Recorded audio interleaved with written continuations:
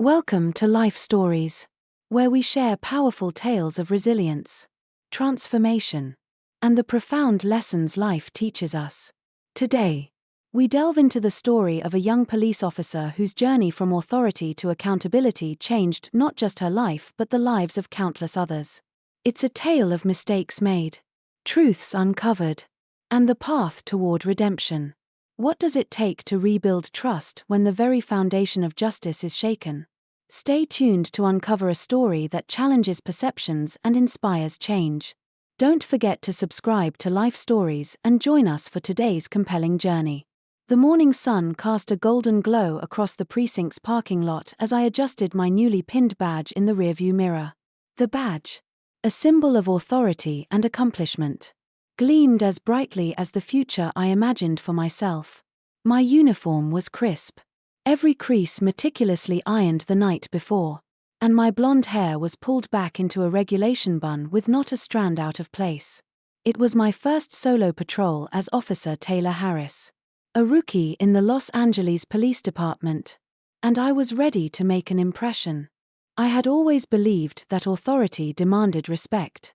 My father, a retired officer, instilled this in me during my childhood. He'd often say, "A badge means power, Taylor, and power commands respect." Those words echoed in my mind as I stepped out of the car, squaring my shoulders and practicing the confident stride I'd perfected during training. Inside the precinct, the air buzzed with the usual morning chaos: officers swapping stories over coffee, dispatchers fielding early calls, and rookies like me preparing for the day ahead. I greeted a few veterans with a smile, eager to demonstrate my enthusiasm and readiness. "Taylor," a voice called out, and I turned to see Sergeant Bill Thompson, a seasoned officer with a weathered face and eyes that had seen too much. He waved me over, his expression serious. "Yes, Sergeant," I said, keeping my tone professional. He motioned to a quiet corner of the room. "Before you head out, I want to remind you of something we discussed during your training. The city isn't like the suburbs you grew up in. It's complicated. People are complicated. Take the time to understand the community. With all due respect." His words felt unnecessary. I had graduated at the top of my class, excelled in every test, and had been deemed ready for this moment. I couldn't let anyone think I was unprepared. "Of course, Sergeant," I replied, my voice sweet but firm. "I'll handle it." His lips pressed into a thin line, but he didn't argue. "Just be careful out there." The briefing that followed was routine: updates on recent incidents, reminders of departmental procedures, and patrol assignments. When Lieutenant Chen mentioned that Judge Robert Mason was presiding over several cases involving the department, I barely paid attention. Judges were just part of the system, I thought, and I had no reason to fear them as long as I followed the rules. My patrol route that morning was a mix of residential streets and busy commercial avenues. It was a neighborhood known for its diversity, with small businesses, families, and an undercurrent of tension that seemed to simmer beneath the surface. To me, it was an opportunity to prove myself. The first few calls went smoothly.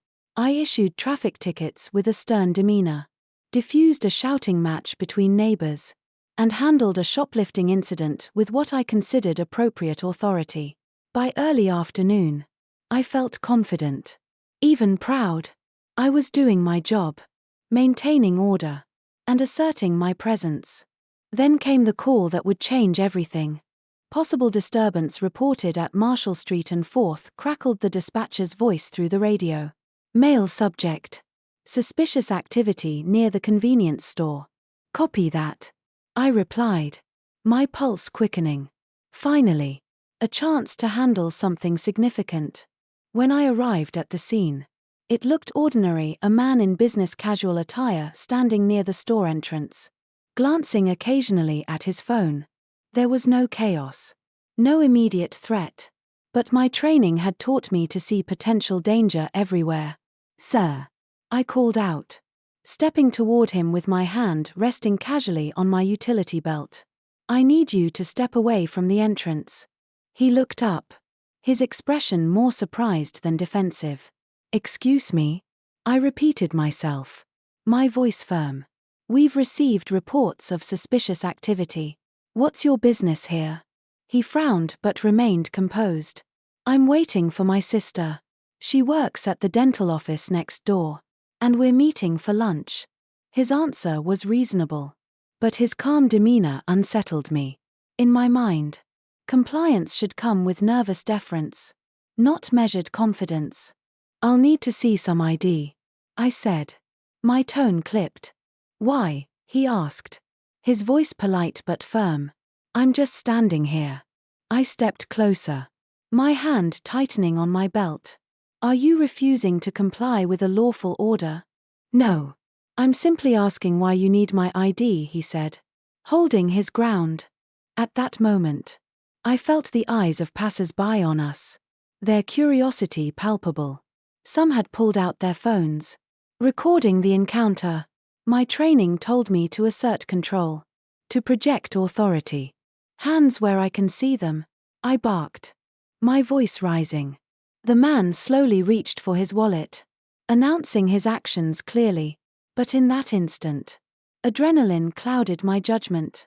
I saw what I expected to see, what I had been trained to see.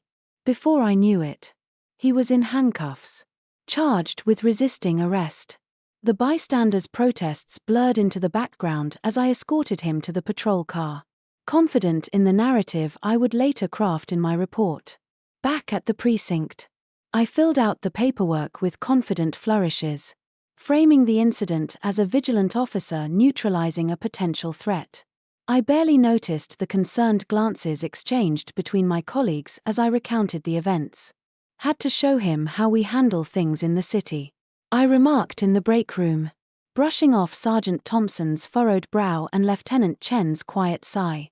Across town, however, the man I had arrested, Marcus Walker, sat with his family, trying to make sense of what had just happened. And in a modest office, his mother Patricia met with a defense attorney named Michael Graves, determined to clear her son's name. By the time I finished my shift, I felt a sense of accomplishment, completely unaware of the storm that was about to upend my carefully constructed world. In a courtroom the next morning, Judge Robert Mason opened Marcus Walker's case file. As his keen eyes scanned the report, he noted the inconsistencies, the gaps, and the overly neat narrative. With decades of experience, he knew when a story didn't add up. Mason, he called to his clerk, pull the body cam footage and any witness videos from this arrest. I think we need to look at this one carefully. And so, with one arrest, one overconfident rookie, and one determined judge, a journey began that would unravel more than just a single case. It would expose the very system I had trusted, challenge everything I believed, and force me to confront the stark difference between authority and justice. Monday morning dawned overcast and cold as I approached the courthouse steps. My polished uniform and badge were immaculate. But inside, my confidence wavered. It wasn't supposed to be like this. I had followed protocol, written my report with precision, and believed I was in the right. Yet here I was, facing Judge Robert Mason in what was shaping up to be more than a routine hearing. The courtroom buzzed with quiet tension as I entered. Marcus Walker sat at the defense table beside his attorney, Michael Graves. His family occupied the front row, his mother, Patricia, her hands clasped tightly in her lap, and his sister, Melanie, who looked at me with barely concealed anger. I glanced at the prosecution table, where James Morton, the city's attorney, was reviewing his notes. He gave me a brief nod as I took my seat. "Stick to your report," he murmured. "We'll get through this." When the bailiff called the court to order, Judge Mason entered with a measured stride. His presence was commanding but not intimidating. The weight of his reputation, his years of uncovering police misconduct, hung heavy in the room. "We are here to address the charges against Marcus Walker," Mason began, his deep voice cutting through the room. as well as to examine the circumstances of his arrest. The defense wasted no time. Michael Graves stood, a composed figure in a tailored suit. Your Honor, we move to dismiss all charges against Mr. Walker on the grounds that his arrest was unlawful. We also request a review of Officer Taylor Harris's conduct during the incident. Mason's sharp eyes turned to me. Officer Harris, this case raises questions about your actions. I trust you'll be prepared to answer them. Yes, Your Honor, I replied, though my voice felt smaller than usual. The defense presented the first piece of evidence, a bystander's video showing the entirety of the incident. The screen descended, and the courtroom lights dimmed as the footage began to play. There I was, approaching Marcus Walker with what I thought was professional authority. My voice, sharp and confrontational, demanded compliance. Marcus's calm demeanor contrasted starkly with my aggressive tone. The video captured every word, every movement, including the moment I claimed he made a threatening gesture. Except he hadn't. The footage clearly showed Marcus reaching for his wallet slowly, announcing his actions as he did. My stomach churned as I watched myself escalate the situation unnecessarily, cuffing him while bystanders shouted in protest. When the lights came back on, the courtroom was silent. Officer Harris, Mason said, his tone even but piercing. How do you explain the discrepancies between this video and your report? I believed Mr. Walker's movements were a threat, I said, forcing confidence into my voice. I acted in the interest of safety. Michael Graves approached the stand, his expression calm but relentless. Officer Harris, the video shows Mr. Walker stating he was reaching for his wallet. Do you recall hearing that? I don't remember, I stammered, feeling the heat rise to my cheeks. Convenient. Graves replied. And what about the call you claimed to receive about suspicious activity? Dispatch records show no such call. Did you fabricate that detail to justify your actions? The room felt suffocating. I was responding to what I perceived as suspicious behavior. I said, my voice barely audible. Graves nodded slowly. Your perceptions, Officer Harris, seem to have been shaped more by assumptions than facts. Judge Mason intervened. Mr. Graves, let's focus on the evidence. Officer Harris, I'll remind you that honesty is paramount in my courtroom. Misrepresentation will not be tolerated. The next piece of evidence was my body cam footage, which corroborated the bystander's video. The clarity of the camera's perspective left no room for misinterpretation. I had seen what I expected to see, not what was actually there. As the day progressed, more testimony piled against me. Marcus Walker himself took the stand, recounting the humiliation of being arrested in front of his sister and passers-by. He spoke with quiet dignity, never raising his voice. But his words struck deep. I followed every instruction. Marcus said, I didn't argue, didn't resist. But it didn't matter. Officer Harris decided I was a threat before I even spoke. Patricia Walker testified next, her voice trembling with emotion.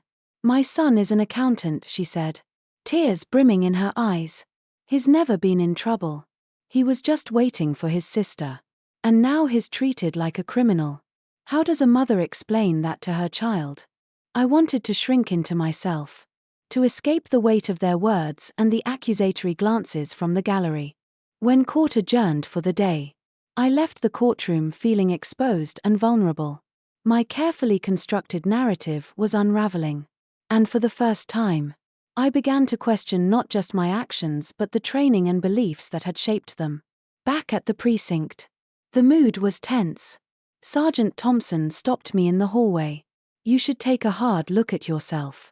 Harris, he said quietly, this isn't just about one case. It's about how you see the people you're supposed to serve. His words stayed with me as I sat alone in my apartment that night, replaying the day's events in my mind. The cracks in my confidence widened as I faced a truth I wasn't ready to accept. Maybe I wasn't the officer I thought I was. Across town, In a modest living room, the Walker family gathered. Patricia held Marcus's hand, and Melanie voiced her determination. "We're going to fight this," she said. "Not just for us, but for everyone this has happened to." And in his chambers, Judge Mason reviewed the growing case file, making notes on what was quickly becoming more than a simple arrest. This was no longer about one rookie officer or one wrongful charge. This was the beginning of something much bigger. The following morning, the courtroom was even more packed. The media had caught wind of the case, and reporters filled the back rows, pens poised and cameras ready. As I walked past them, I felt the heat of their scrutiny. Each step felt heavier than the last as I took my seat beside James Morton at the prosecution table. "Just stick to your story," Morton muttered, not meeting my eyes. But even he seemed to realize the ground beneath us was beginning to crumble. Judge Mason entered, his presence as commanding as ever. He opened the session with a measured tone, but I could sense the undercurrent of intensity in his words. "Yesterday's proceedings raised significant concerns about Officer Harris's actions," he began. "Today, we will expand our examination to include the department's practices, training protocols, and overall accountability." I sat frozen as he continued, realizing this was no longer just about me. The first witness of the day was Marcus Walker's sister, Melanie. She walked to the stand with her head held high, her composure masking the pain in her eyes. "Miss Walker," Marcus's attorney, Michael Graves, began, "can you describe the events of the day your brother was arrested?" Melanie's voice was steady, but her words were cutting. "I was finishing a dental appointment with a patient when I heard shouting outside. By the time I got to the door, my brother was already in handcuffs." He looked confused, humiliated.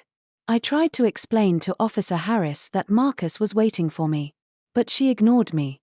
Graves nodded. "And how did this incident affect your brother?" She paused, her composure cracking slightly. "Marcus has always been the calmest person I know. But now, he's different. He doesn't trust the system. He flinches every time he sees a patrol car. That arrest didn't just hurt him, it changed him." Her words hit harder than I expected. I had told myself I was enforcing the law, maintaining order, but I had never considered the ripple effects of my actions. As the morning unfolded, more witnesses took the stand. A store clerk testified that Marcus was a regular customer, always polite and unassuming. A jogger who had recorded part of the encounter described how the situation escalated unnecessarily. Each testimony painted a clearer picture of my mistake, a mistake rooted not in malice but in the blind confidence I had mistaken for authority. When the court recessed for lunch, I found myself sitting alone in the hallway. My phone buzzed with a message from Sergeant Thompson, "Come to my office after court. We need to talk." I didn't reply. I couldn't. The afternoon brought a new angle to the case. Judge Mason had requested training records from the department, and the results were damning. Lieutenant Chen presented the findings with a grim expression. "These documents show a pattern," Chen explained. "New recruits are evaluated primarily on technical proficiency, report writing, physical performance, procedural accuracy. However, concerns raised about interpersonal skills, biases, or community engagement are often dismissed or downplayed." Graves seized on this. "So, Lieutenant, would you say the department's training fosters an environment where authority is prioritized over understanding?" Chen hesitated, glancing at Judge Mason before answering. "I'd say there's room for improvement. We focus on enforcing the law but don't always emphasize the human side of policing." Her words hung in the air like a weight pressing on my chest. Then came the most surprising witness of the day, Sergeant Bill Thompson. I hadn't known he would be called, and when he stepped to the stand, I felt a pang of anxiety. "Sergeant Thompson," Graves began, "you supervised Officer Harris during her training. Can you tell us about her performance?" Thompson's face was lined with exhaustion, but his voice was firm. "Taylor Harris is a hard worker. determined, and confident. But during training, I noticed she struggled to see beyond the uniform to understand the people she was serving. I flagged this in my evaluations. But, Graves prompted. Thompson hesitated before continuing. But those evaluations were edited before final submission. The department wanted to highlight her strengths and downplay any concerns. We were short-staffed and needed officers on the street. The courtroom murmured in response. And Judge Mason raised his hand for silence. Sergeant Thompson, are you suggesting that departmental priorities may have contributed to this incident? Thompson sighed heavily. I'm saying that Officer Harris isn't the only one responsible. The system set her up to fail. And it's not just her, it's happening with other recruits too. His words hit me like a hammer. I had blamed the system for its flaws before. But hearing him say it aloud made me realize how deeply I had been complicit in perpetuating those flaws. As the day drew to a close, Judge Mason addressed the courtroom. This case is shedding light on issues that extend far beyond a single arrest. I will be expanding this inquiry to examine the broader practices of the LAPT. The truth must come to light, no matter how uncomfortable it may be. I left the courthouse that evening with a sinking feeling in my chest. What had started as a routine arrest was now spiraling into something much larger, a reckoning not just for me, but for the entire department. Back at the precinct, I sat across from Sergeant Thompson in his cramped office. He studied me for a long moment before speaking. Taylor, he said quietly, you're not the first officer to make a mistake. And you won't be the last. But how you handle this will define the rest of your career and your life. You can either keep denying the truth, or you can face it and start making things right. His words echoed in my mind as I drove home, the city lights blurring into streaks of color. For the first time, I wasn't sure if I had what it took to wear the badge, not because I lacked skill, but because I had misunderstood what it truly meant to serve and protect. That night, as I stared at the ceiling in the darkness, I felt the weight of my decisions pressing down on me. Somewhere in this city, Marcus Walker was probably doing the same, trying to piece together how a routine lunch had turned into a nightmare. And somewhere else, Judge Mason was likely preparing for the next day, determined to uncover the truth, no matter how many cracks he had to expose in the system we both served. The following day began with a heavy, ominous air. As I stepped into the courthouse, the buzz of reporters and murmuring spectators followed me like an echo. Cameras clicked, journalists whispered, and the weight of their attention pressed down on me. My carefully maintained composure was beginning to crack, and I felt exposed in a way I never had before. Inside, the courtroom was as packed as ever. Marcus Walker and his family were seated in the front row, their presence a constant reminder of the human cost of my actions. Judge Mason arrived promptly, his calm but authoritative demeanor commanding immediate silence.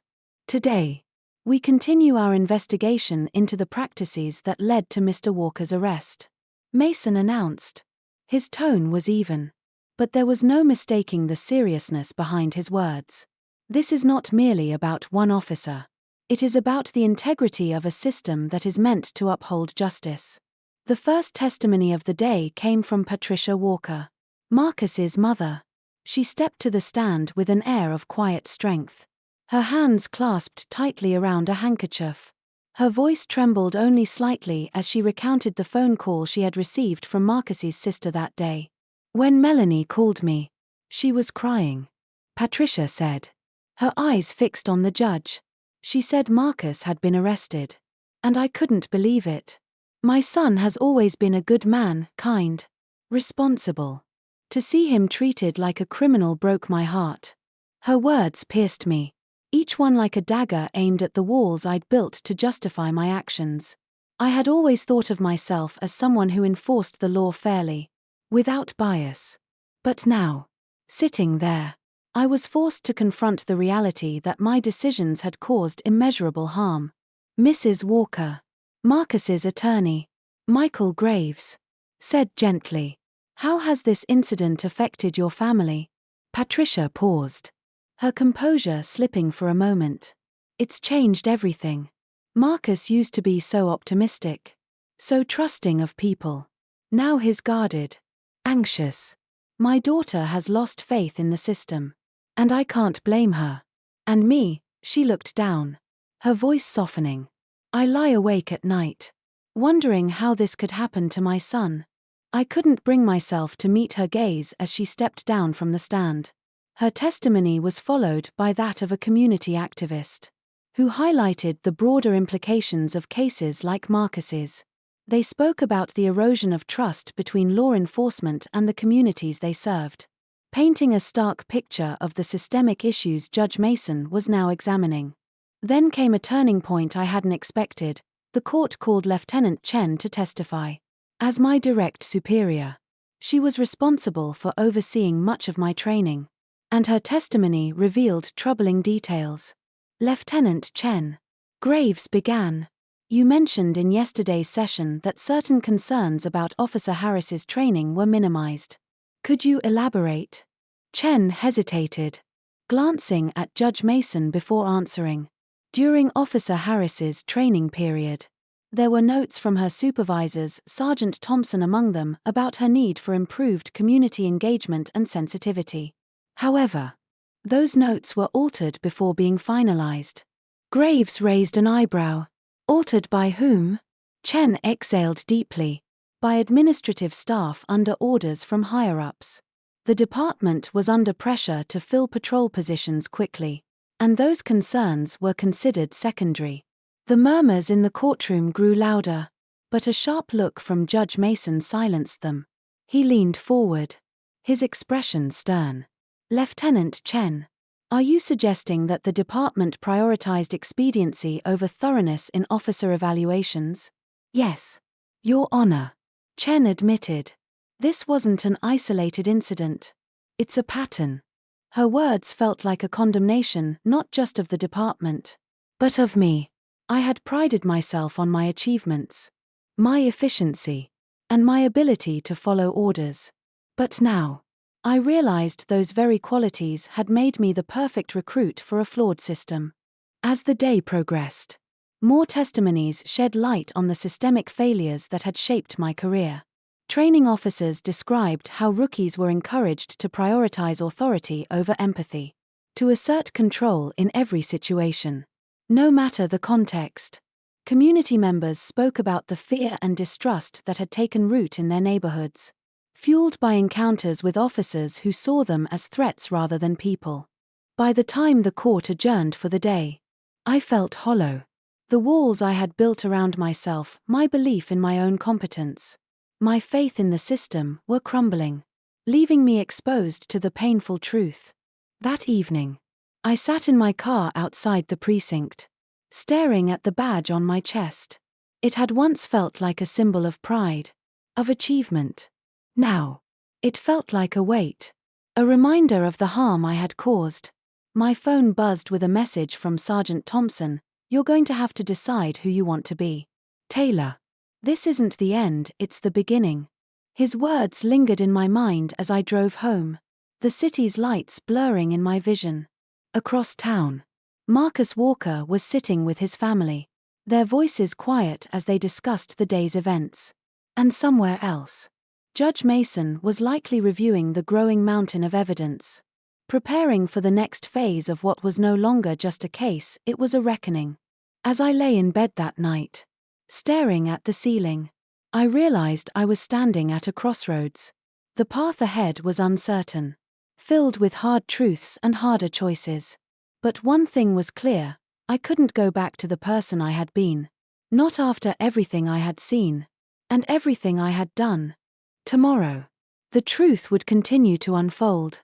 And with it, the question that now consumed me, what kind of officer, what kind of person, did I want to be?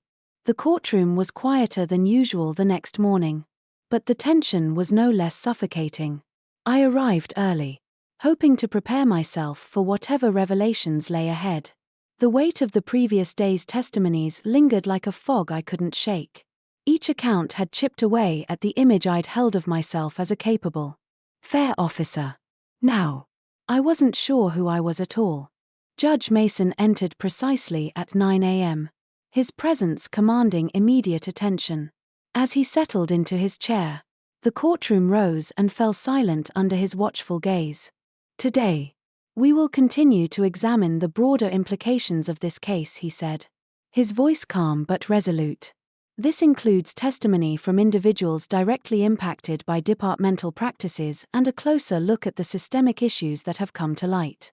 The first witness was an unexpected one, Jeremy Brooks, a young man who had been arrested under similar circumstances just a year earlier. As he took the stand, he looked around nervously, his hands fidgeting in his lap. He couldn't have been more than 20, his face still carrying the softness of youth. Mr. Brooks, Michael Graves began, can you tell us about the day you were arrested? Jeremy nodded hesitantly. I was walking home from my shift at the diner. It was late, maybe around 10 p.m. A patrol car pulled up, and the officer got out. He asked me what I was doing, where I was going. I told him. But he didn't believe me. His voice wavered. But he continued. He said I looked suspicious. Told me to put my hands on the hood of the car. When I asked why, he said I was resisting and put me in cuffs. I felt a pang of recognition. The scenario he described was eerily similar to Marcus Walker's case. Right down to the language the officer used. What happened after that? Graves prompted. Jeremy swallowed hard. I spent the night in jail. My boss fired me the next day because I didn't show up for work. The charges were dropped eventually, but by then, it didn't matter. People in my neighborhood looked at me differently, like I'd done something wrong. I felt less than. His words settled over the courtroom like a heavy blanket.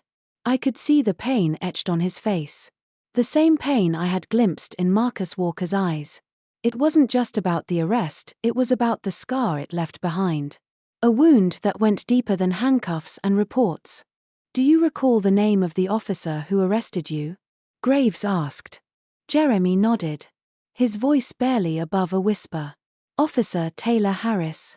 My breath caught in my throat. I had no memory of the encounter, but the name and the details left no doubt. It was me. The room seemed to spin as the realization hit me. I had been so focused on procedure, so consumed by the need to assert authority, that I hadn't even remembered this young man or the damage I'd caused him. How many others were there? I wondered. Whose lives I had upended without a second thought. Judge Mason's voice cut through the haze. Officer Harris, do you have anything to say in response to Mr. Brooks's testimony? I hesitated, feeling the eyes of the courtroom boring into me. My instinct was to defend myself, to argue that I had been doing my job. But as I looked at Jeremy, saw the weight he still carried, I couldn't summon the words. I'm sorry, I said finally, my voice trembling. I don't remember the incident. But that doesn't excuse what happened. I'm sorry for the harm I caused you. Jeremy didn't respond. But the look in his eyes was enough to shatter what remained of my self-perception. The day continued with more testimonies, each one peeling back another layer of the system I had trusted.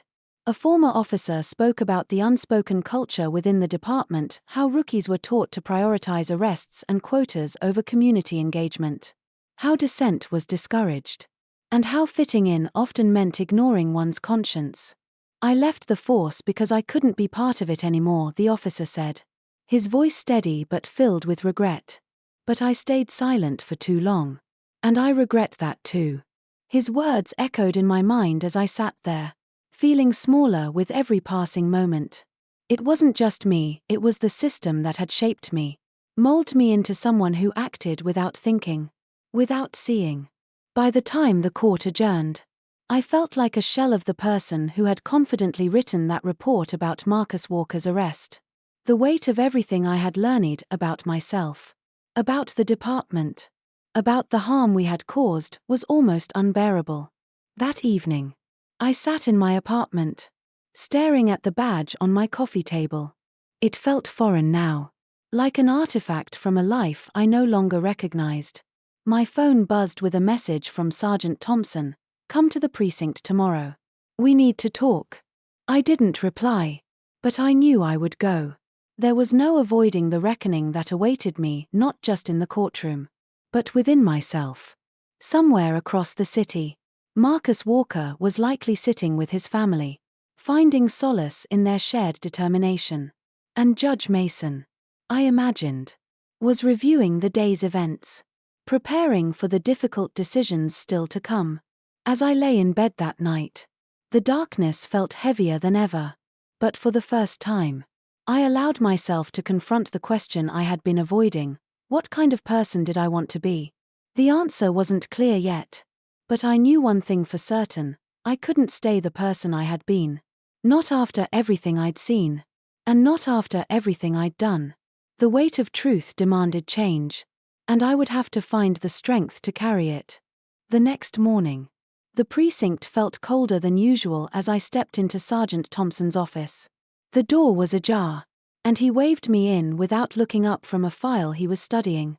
His desk was cluttered with papers, a half-empty coffee cup, and a plaque that read integrity above all. I wondered how often he looked at it and what it meant to him now. "Sit down," he said, finally meeting my gaze. His tone was neither harsh nor soft, just steady. As always, I took the chair opposite him, my hands clasped tightly in my lap. "I'm not going to sugarcoat this," he began. "You're in deep, Harris. What's happening in that courtroom isn't just about you or Marcus Walker, it's a systemic indictment. But you're the face of it right now." I nodded, unsure of what to say. He leaned back in his chair, exhaling heavily. "Do you know why I called you in?" he asked. "Because you think I can fix this," I said, my voice barely above a whisper. "No," he replied firmly, "because I think you need to hear the truth about yourself. About this department. About everything you thought you understood." He pushed a file across the desk toward me. "These are evaluations from your training period. Take a look." I hesitated, then opened the file. The words stared back at me like accusations: "Exhibits strong procedural knowledge but struggles with empathy in community interactions.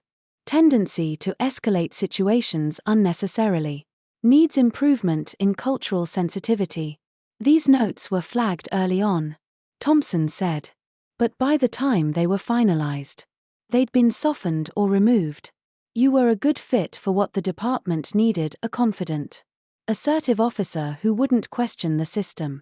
They groomed you for it, Harris." The weight of his words settled over me like a lead blanket. I had always prided myself on being a quick learner, on excelling in every challenge. But now, I realized that what I had learned, what I had excelled at, was deeply flawed. "I didn't know," I said weakly, though even as I spoke, I knew it was a hollow excuse. "No, you didn't," Thompson replied. "And that's the problem. You didn't think to ask. You didn't think to question why things were done the way they were.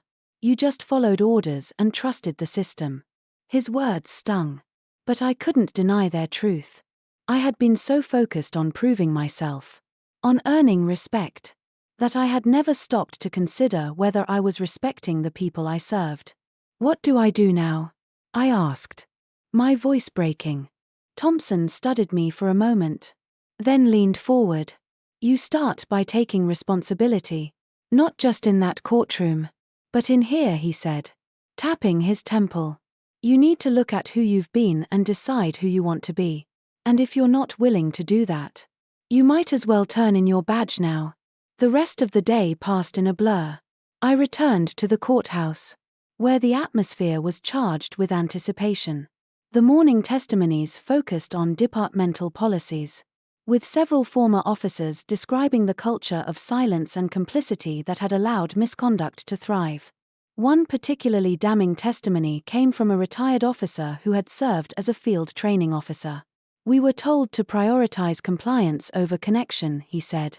"It wasn't about understanding the community, it was about controlling it."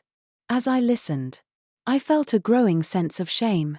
These weren't isolated incidents, they were part of a larger pattern. one I had contributed to without even realizing it. Then, in the afternoon, Marcus Walker took the stand. His composure was remarkable. Given the scrutiny he was under, he spoke calmly, recounting the day of his arrest in detail. "I wasn't doing anything wrong," he said. "I was just waiting for my sister." But in Officer Harris's eyes, I was a threat. Not a person, just a statistic. His words cut through me like a knife. I had convinced myself I was enforcing the law. But in reality, I had been enforcing assumptions, preconceptions, biases. "What do you want to see happen as a result of this case?" Graves asked. Marcus paused, his expression thoughtful. "I want accountability. Not just for Officer Harris, but for the whole system that allowed this to happen. I want officers to see us not as threats, but as people. And I want my son to grow up in a world where he doesn't have to fear the people who are supposed to protect him." His words hung in the air, heavy with truth. I felt tears welling in my eyes but blinked them away. This wasn't about me, it was about Marcus, his family, and the countless others whose lives had been disrupted by a system I had blindly upheld. When court adjourned, I didn't rush out as I usually did. Instead, I sat quietly, letting the weight of the day settle over me. Marcus passed by on his way out, and for a brief moment, our eyes met. There was no anger in his gaze, just a quiet determination that left me humbled. That evening, I found myself at the edge of the Charles River, staring out at the water as the sun dipped below the horizon. The reflections of the city lights shimmered on the surface. Distorted but beautiful. It felt like a metaphor for everything I was grappling with: the distortion of justice, the beauty of truth breaking through. As the first stars appeared in the night sky, I made a silent promise to myself: I would face the truth, no matter how painful it was. Because the only way to move forward was to confront the mirror, to see myself as I truly was, and to begin the hard work of becoming someone better. Tomorrow would bring more revelations, more challenges. But for the first time, I felt a glimmer of hope, not for escaping accountability, but for embracing it. And maybe, just maybe, for finding redemption on the other side. The courtroom was quieter than usual when I arrived the next morning. A subdued energy hung in the air, as if everyone present understood that what would unfold today carried profound implications. The media presence had intensified, their cameras and questions swirling around Marcus Walker and his family as they entered. I slipped past them unnoticed, grateful for the anonymity, though the weight of what lay ahead pressed heavily on my chest. Judge Mason called the session to order promptly at 9 a.m. His presence, as always, filled the room with a sense of gravity. "Today," he began, his voice steady and measured, "we will hear from those who have been directly impacted by the practices we are examining. Their experiences will inform not only this case but the broader reforms that must follow." The first witness was Melanie Walker, Marcus's sister. She walked to the stand with quiet strength, her hands folded in her lap as she took her seat. Her gaze was direct, unwavering, as if she were determined to ensure that her brother's story was heard in full. "Miss Walker," Michael Graves began, "can you recount your experience on the day of your brother's arrest?" Melanie nodded. "I was running late for lunch with Marcus.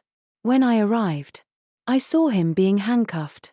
I tried to explain to Officer Harris that he was just waiting for me, but she wouldn't listen. It was like she had already decided who he was before she even spoke to him." Her words landed heavily in the room, a stark reminder of the assumptions I had carried that day. I wanted to shrink into my seat, to disappear, but there was no escaping the truth anymore. "And how has this incident affected you and your family?" Graves pressed gently. "It's made us question everything," Melanie said, her voice tinged with emotion. "We used to trust the system. But now, how can we? If Marcus, a kind, hardworking man, can be treated like a criminal for standing outside a store, what does that say about how the system sees people like us?" Her words echoed in my mind. forcing me to confront the reality of what I had done. It wasn't just about Marcus, it was about every person who had been seen not as an individual but as a threat. Every family who had been left to pick up the pieces. As Melanie stepped down, the next witness was called, Jeremy Brooks, the young man who had testified previously about his wrongful arrest. This time, he was asked to delve deeper into how that experience had shaped his life. "I lost my job," he said plainly, his voice calm but laced with bitterness. "I lost friends. Even after the charges were dropped, people looked at me differently, like I was someone to avoid." "And how do you feel about law enforcement now?" Graves asked. Jeremy hesitated, glancing toward the gallery where his mother sat today, her expression weary but supportive. "I don't feel safe around them," he admitted. "When I see a patrol car, I feel like I have to walk faster or cross the street. It's not right. But that's how it is now." His testimony, like Melanie's, drove home the human cost of my actions. I had been so focused on procedure, on doing what I thought was my duty, that I had failed to see the people I was impacting. Each story was like a mirror, reflecting back the cracks in the system and in myself. The day's most emotional moment came when Patricia Walker, Marcus's mother, took the stand. Her quiet dignity commanded attention as she recounted the phone call that had upended her life. "When Melanie called me, she was hysterical," Patricia said, her voice trembling. She kept saying, "Marcus is in trouble," but she couldn't explain why. "When I finally got to the precinct, seeing my son in a holding cell," she paused, tears welling in her eyes. No mother should ever have to see their child like that, especially not when they've done nothing wrong. The courtroom was silent, her grief palpable. Even Judge Mason seemed momentarily affected, his usual stoic expression softening. "What do you hope comes from this case?" Graves asked. Patricia straightened, her voice steady despite her tears. "I hope it changes something. I hope it makes officers think before they act. Makes them see us as people, not statistics. I hope no other family has to go through what we've been through." Her words hung in the air long after she left the stand. For the first time, I truly understood the depth of the harm I had caused. It wasn't just about Marcus, or Patricia, or Jeremy, it was about an entire system that had failed them, and about my role in that failure. When court adjourned for the day, I didn't leave immediately. I sat in my seat, staring at the empty witness stand, thinking about everything I had heard. Somewhere in the back of my mind, I could hear Sergeant Thompson's voice, "You need to decide who you want to be." That night, I sat alone in my apartment, the city lights casting long shadows across the room. The badge on my coffee table seemed to mock me, a reminder of what I had thought it meant to serve and protect. I had believed in the power of the uniform, the authority it represented. But now, I saw it for what it truly was, a responsibility, one I had failed to uphold. As the hours stretched into the early morning, I made a decision. Tomorrow, when I was called to the stand, I would tell the truth, not just about Marcus Walker, but about everything. The culture of silence, the pressure to conform, the mistakes I had made. I owed it to Marcus, to Patricia, to Jeremy, and to myself. The next day would be the hardest of my life, but it would also be the first step toward making amends.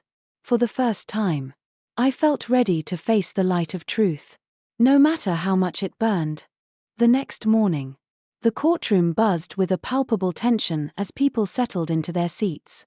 The gallery was packed with reporters, legal professionals, and community members, all eager to witness what promised to be the pivotal moment in the case. I sat at the prosecution table, my hands clasped tightly in front of me, willing myself to remain calm. Today, I would take the stand not as a defender of my actions, but as someone ready to confront the truth. Judge Mason called the session to order with his usual composed authority. "Officer Taylor Harris," he said, his gaze landing on me, "please take the stand." My heart pounded as I stood and walked toward the witness box. Each step felt heavier than the last, as if the weight of my mistakes threatened to pull me to the ground. When I finally sat down, the room seemed unbearably quiet. Every eye focused on me. Michael Graves approached, his expression calm but unyielding. "Officer Harris," he began, "do you understand the gravity of today's testimony?" "Yes," I replied, my voice trembling slightly. "Let's start with the day of Marcus Walker's arrest," he said. "What were you thinking when you approached him outside the store?" I took a deep breath, knowing there was no room for defensiveness. "I thought he looked out of place," I admitted. I had received a report about suspicious activity, and I assumed he matched the description. I didn't stop to question my assumptions. "And why didn't you question them?" Graves asked, his tone pressing but not accusatory. Because I was taught not to," I said, my voice growing stronger. "In training, we were taught to rely on our instincts, to assert authority first and ask questions later. I thought I was doing what I was supposed to do." Graves nodded, as if expecting my response. "And when Mr. Walker tried to explain his presence, why did you escalate the situation?" "I thought he was being defiant," I admitted, feeling the weight of my own words. "But now I see that he wasn't. He was just asking to be treated with dignity." The gallery was silent, the weight of the moment pressing down on everyone present. Graves continued, his questions delving deeper into the culture I had been a part of, the unspoken rules that had shaped my actions. I answered honestly, each admission feeling like a small piece of my armor being stripped away. Then, Judge Mason spoke, his voice cutting through the tension. "Officer Harris, do you take responsibility for your actions that day?" "Yes, Your Honor," I said, meeting his gaze. "I take full responsibility. I failed Marcus Walker, and I failed the community I was supposed to serve. I let my biases and assumptions guide me instead of the principles of fairness and justice." Judge Mason studied me for a moment, then nodded. "Continue." Graves pivoted to a broader line of questioning. "Officer Harris, you've described a culture within the department that encouraged the behavior we're examining today. Can you elaborate?" I hesitated, not out of reluctance but because of the enormity of what I was about to reveal. "There's an unspoken expectation in the department," I said carefully. "Rookies are taught to follow the lead of their training officers, to prioritize arrests and quotas over building trust with the community. It's not explicit, but it's there in the way we're evaluated, the way we're rewarded." "And did you ever question this culture?" Graves asked. I shook my head. "No. At the time, I thought it was normal. I thought it was what being a good officer meant." "Do you still believe that?" "No," I said firmly. "I see now how damaging it was, not just to the people we were supposed to protect, but to the integrity of the department itself." Graves stepped back, his expression softening slightly. "Thank you, Officer Harris. No further questions." As I stepped down from the stand, the weight of my testimony hit me like a tidal wave. I had laid bare not only my own failures but the systemic issues that had shaped them. It wasn't absolution, but it was a start. The day continued with more testimonies, each one building on the picture of a department in desperate need of reform. Former officers described the pressure to conform, while community members shared stories of distrust and fear. It was a reckoning, not just for me, but for everyone involved. When the session finally adjourned, I felt drained, as if I had left a piece of myself on that stand. As I stepped outside, the cool evening air hit my face, and I realized I wasn't alone. Marcus Walker was standing nearby, his hands in his pockets, his expression unreadable. For a moment, we stood in silence, the gulf between us vast but not insurmountable. Then, he spoke. "I heard what you said in there," he said quietly. "It doesn't erase what happened, but it means something." I nodded, unable to find the words to respond. His forgiveness, tentative as it was, felt like a lifeline, a chance to begin making amends. As he walked away, I looked up at the darkening sky, the first stars beginning to appear. Tomorrow would bring more challenges, more truths to confront.